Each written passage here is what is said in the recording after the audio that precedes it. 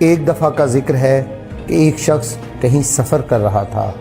دوران سفر ایک ویران جگہ سے گزرتے ہوئے کسی چیز سے ٹکرا کر ایک اندھے کنویں میں جا گرا۔ اس نے مدد کے لیے بہت شور مچایا مگر کوئی بھی اس کی مدد کو نہ پہنچا اور اس شخص کو کنویں میں گرے ہوئے کافی وقت گزر گیا۔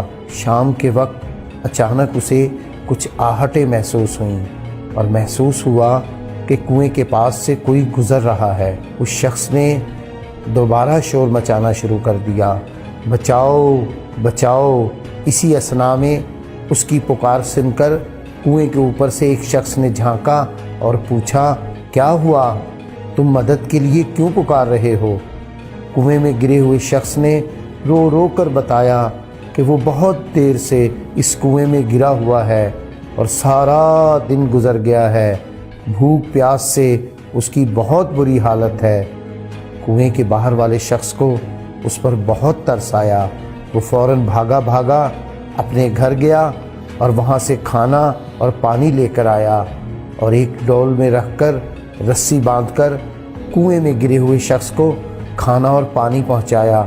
کنویں میں گرے ہوئے مجبور اور لاچار شخص نے کھانا کھا کر اس کا بہت شکریہ ادا کیا اور اسی طرح وہ شخص روزانہ صبح و شام اس کنویں میں گرے ہوئے شخص کو کھانا رسی سے باندھ کر کنویں میں پہنچا دیتا۔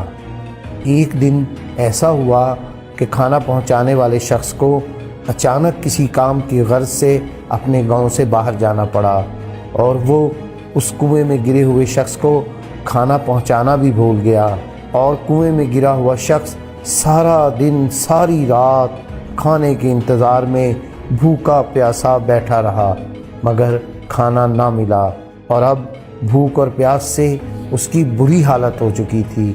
وہ مدد کرنے والے کا انتظار کرتے کرتے بے حال ہو چکا تھا کہ اچانک اسے پھر کنویں کے باہر کوئی آہٹ سنائی دی۔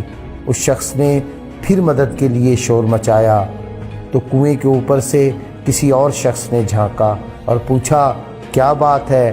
تم یہاں کیسے گرے اور کیوں شور مچا رہے ہو؟